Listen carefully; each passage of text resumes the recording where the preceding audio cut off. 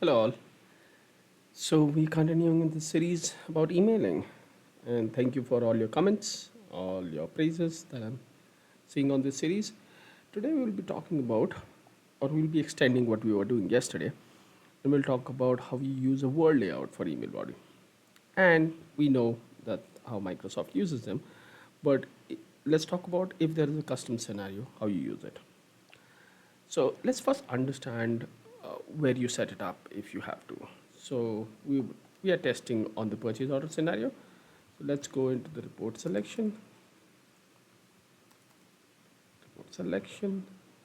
and in the report selections, you need to set up the reports for different scenarios like purchase documents, sales document, and other documents that are available in the system.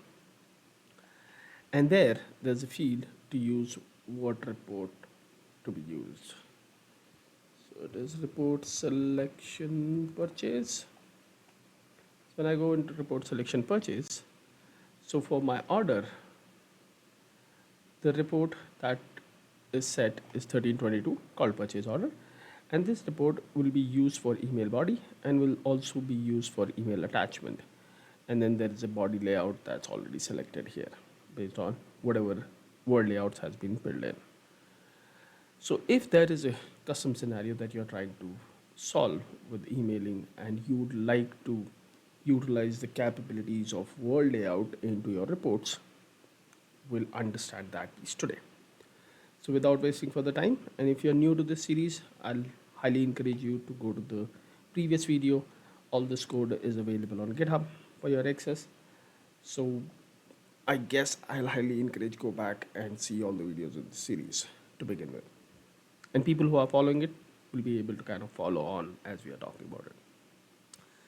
So first let's understand how Microsoft does it so that we can kind of take the reference of Microsoft code and use it. So the code is also available in the report selection table, and a word layout is the only reason why a word layout can be used in an email body is because it can be saved as HTML. So there should be something as save as HTML. Okay, I see something. Okay, let's see. Save report as, okay, report as HTML. Okay, so here is that method which converts a word layout in this case or in every case to an HTML. So this method uses a method, a file management, and then set some layout and then call this sub method called report save as HTML. So let's bring these two as it is and see what we can utilize from the Microsoft code and what we'll have to refactor. Okay, before I begin, just one quick reminder. If word layout is something that you're interested in, I'm not a huge expert on it, but for emailing, if you want to know how to build basic word layouts, just add that into the comment section and I'll make sure that we cover that. In this particular video, we'll utilize the built-in layouts from Microsoft at this point. Okay, so going into our custom email folder, we have this code in it, email subject and body, where we are writing all our email bodies scenario. From yesterday, what we are seeing, I have just done a little bit cleanup on my code, which you can see on the GitHub repo. So nothing changed. I just splitted some of the methods in a better, cleaner way into these three methods. So you'll be able to find that code. No worries about that one. Okay, so we have talked about it. Let's put that Microsoft code as a comment here, and then we'll see what we can use and what we cannot. This seems this is an event, so let's remove this. Okay, this is also an event, so let's remove this. I may not need a commit. Let's do that. And then here there is this is handle pattern. Okay, if you don't know about the is handle pattern, you know, well, again talk about it. So this method is technically executing one single line of code which is saved as HTML. So pretty straightforward. If I create a procedure which can get a document and then using this code, I think we will be able to find out. So let's create a procedure to get the email body report. So the procedure would be procedure, and let's say, what are our procedure names? Generate. Okay, so we'll say generate purchase order email body report. Now, being a little bit long, I guess, but we'll keep with that. And like any other methods that we have created in this, we'll pass the record reference. So that'll get us the record. Now let's try to use Microsoft Code. And first, let's copy these two variables. Hopefully we'll be using them. Let's see that. Okay. And then from here, let's copy this as it is. And instead of the middle line, which is calling this method, I'll just replace it with this line. Okay. So that's technically Microsoft Code. So I can kind of delete this at this point. Now, if you look at it, there's this error about the file path, which let's set that up, which should be a text as far as I know. Okay. And now I get this error message here that this method can only be used in on scope of on-prem. Okay. So if you're building something for SaaS, you will not be able to utilize the Microsoft Code as it is. The other error that I see here is save as HTML is also targeted for on-prem. And I hope till this point everybody knows about the Universal Code Initiative, and I would not recommend you to even use this method or anything that is targeted on-prem. Okay, so now what we do? Let's figure that out. Let's comment that piece because I'll be taking reference of it, and let's remove these methods for a while. So the first thing that we need is to get the report ID, right? So how I get the report ID? That happens from the report selection, as we saw.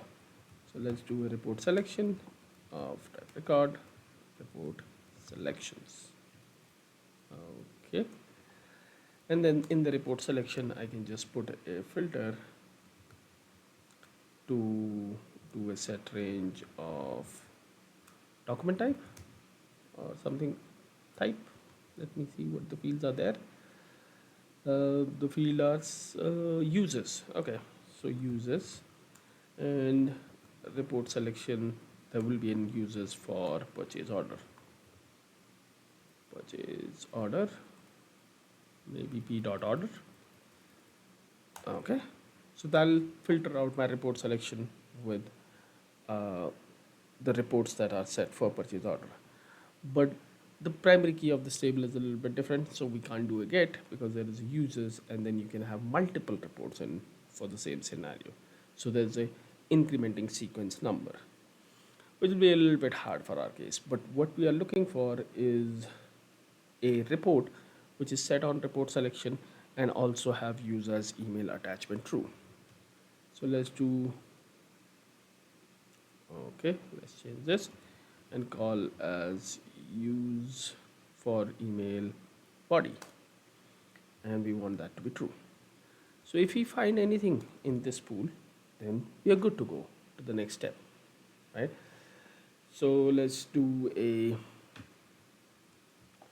check, which is if report selection dot find first, and I'm only interested in the first record that I find, as in you might find more than one.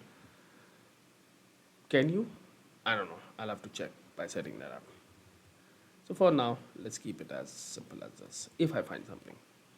Then the next part that you can see here, that when this code is called, these two lines are called, which is setting up the layout and then resetting the layout, will need a layout code. Now the layout code of the report word layout is not stored in report selection directly. There's an email body layout code. Oh, there is one. So there is an email body layout code. So I'll be able to pick that one and utilize that. Okay. So now let's do that. I'll not then do a begin end. I thought I might need it, but I can just utilize the report selection dot Body, something like body, or let me search for layout code, email body layout code. This is the field that I'm looking for, because this field then will be you passed to the layout code. So let's create this variable based on whatever the data type of this field. The email body layout is code 20. Okay, so let's do a layout code of code 20. Okay, so at this point I should be able to do a layout code fetched here from this. So now I know my report number, which is coming from here, and I also know the layout code. Now if you look at it, this code is running based on report layout selection table. So I'll be using that, and let me cut that it here and paste it here. And then after doing something of saving it, I'll also have to reset that layout code so that when the next run happens, it kind of remains empty. But before we move further, let's look at the primary key of this table. So this table, report layout selection, have a primary key of report ID and the company name. So I can get the report ID and I can also get the company name, because where I am in right now, right? And these are the only two fields. So what I can do is, instead of doing anything like this, before this I should do a get of that report. Sorry. Okay. Let's do a get, and the first parameter is report ID, which I'll get from here, report selection dot report ID, and then my company name, I can use the built-in method to get the company name, which will reflect it to the current company. Since I've get that report layout selection, I can set the layout code, which I've set here, and then I can reset it, and in the middle somehow I have to save this as HTML. Hopefully till this point you are with me. So now what we have to do is interesting. You can't use report.save as HTML, which we just saw here, right? That this piece is commented because it cannot work. But at the same time, the report also have a method called save as.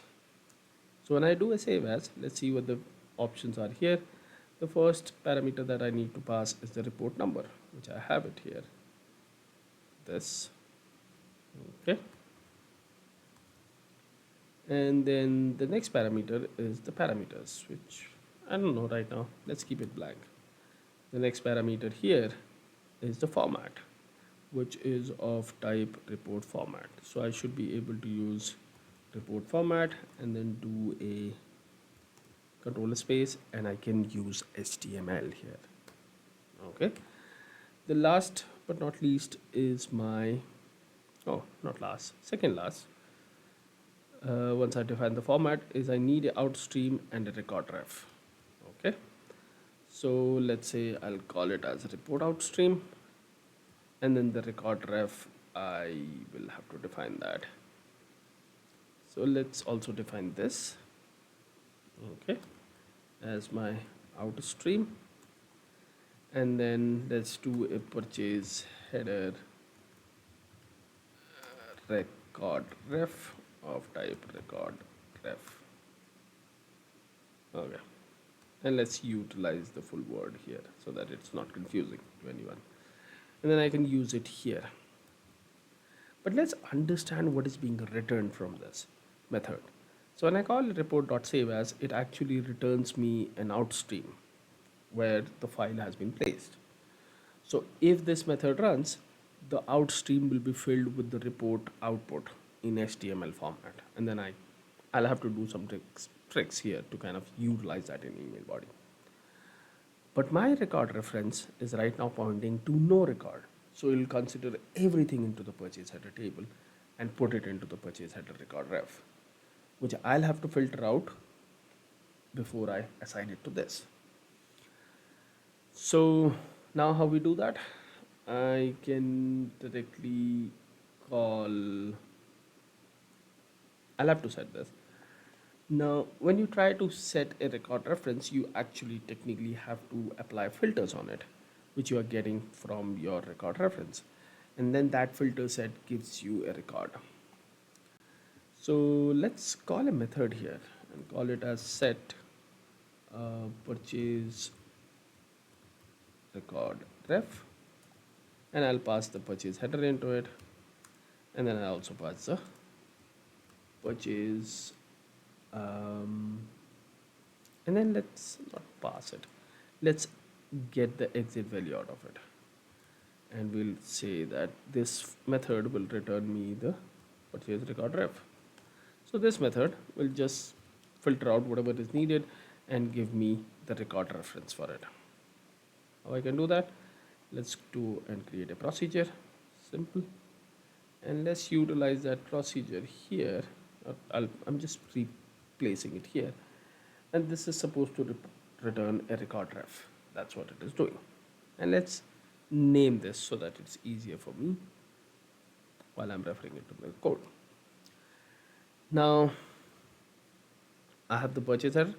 I'll just also create another purchase header because that will help me to kind of filter it out. Purchase header 2 of record purchase header. Okay. Now in the purchase header 2 that I've just created, I'll set the filters that are coming from the purchase header. So purchase header 2 dot set range of my document type, that is I'm getting from purchase header dot document type.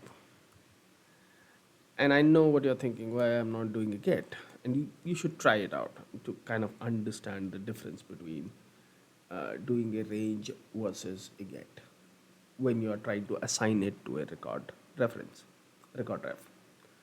So once it is found, based on this, it'll be found because that's what the purchase order is for. So what I can do here, which is it'll find set, is I'll have to just for storing these filters, I'll say it'll find it, right? And it'll find first, not find set. So I can do that like this. So this kind of filters out my purchase header 2 with the actual header or purchase header. Now what I'll do with this return value, and if it is confusing, I can just call it as return record ref to keep it simple. I haven't used it yet. So my return record ref will then can be utilized to call a method. I guess that's a method, something as get table. What get table does, get table gets the table of a record variable that causes a record ref to refer to the same table, and that because it's getting the record reference, it points to your actual record. So I can do this and then pass the purchase header 2. What will happen with this is my record reference is kind of filtered for that unique record that I'm trying to target. Hope that makes sense. Once this is set here, I'll be able to utilize it here. So now my issue around getting the record reference is solved here. We have identified the report, we have picked up the report selection, we have also called the save as. All looks good. Now let's think about how you kind of convert it. So whenever you deal with the streams, we all know that we have to create these streams first, and that happens based on a code unit now called temp blob. So what I can do is I can create a code unit here called temp blob and of type code unit temp blob. This temp blob will help me to initialize my outstream. So what I can do, I know it's happening here somewhere, so I'll do a temp blob dot create outstream, which creates a new outstream, and then it maps to the report outstream that I've just created. Once I've created it, it'll be able to store that data into itself. So hopefully that kind of it's self-explanatory more or less at that point. But now if I have to utilize that report anytime anything on outstream, you cannot read that text. The reading happens from the in stream that's available. So there are two types of stream. One is out stream and one is in stream, and there are other videos where I've talked about it. So what I'll do is I'll also create a in stream, because based on the in stream I'll be able to read the text that is stored in the stream. So when I've defined my variable, I'll just also here at that point initialize my or create my in stream that kind of assigns it to my in stream. Now when I created that out stream and then it is utilized here, because the report in stream is initialized here, these pipes kind of join itself, and anything that is on out stream kind of moves itself into in stream at this point. Once the text is in stream, what I can do in the HTML format is I can do a report in stream dot read, which reads it, or a read text, which also reads it. I have I don't actually know what read does, to be very fair. I have used read text all the time, so I'll utilize that, and then it needs a text variable where it is being anything that reading happens where it gets stored, and I call that as my return value here called body text of type text. So now what I can do is I can just assign it here. So anything that first was converted from we filtered the report selection, then we found out the exact layout code that we needed here, and then based on that layout code we identified, or we call this method to set the template layout, which points it to that particular layout, and then using this method we kind of converted that layout into HTML and stored it into the outstream. Then when we initialize our in stream, anything that is in outstream goes copied into my in stream, and then I'm reading that in stream and converting it to the text format. So now I have my email word layout converted to a text stream, and then I can utilize it. But this code looks a little bit uh, clumsy at this point. So what I would like to do is I would like to move this code, because this is not helping me here, and move it to a separate procedure so that it kind of keeps this one clear. So with the AGAL, there is a method to extract a selection code into a procedure. So when I do that, it tells me, or it asks me what's the name that I want to give this. So let's say call it as get purchase order report selection. Is that more? Maybe. Let's do selection. Okay. So as soon as I've given that name, what happens, it understands that you need the layout code from it. So it automatically adds it that a parameter, and then it will be a return value. Now I also need report selections to be filtered, so it also considers that and pass as fair rather than a normal. So any changes that are happening here are also going back to there. So this makes it look a little bit cleaner here, and then I've initialized this, and then from here I do this calling, and then this converts it to a text. So when I call this method now, I should be able to get a return value of type text, which will have my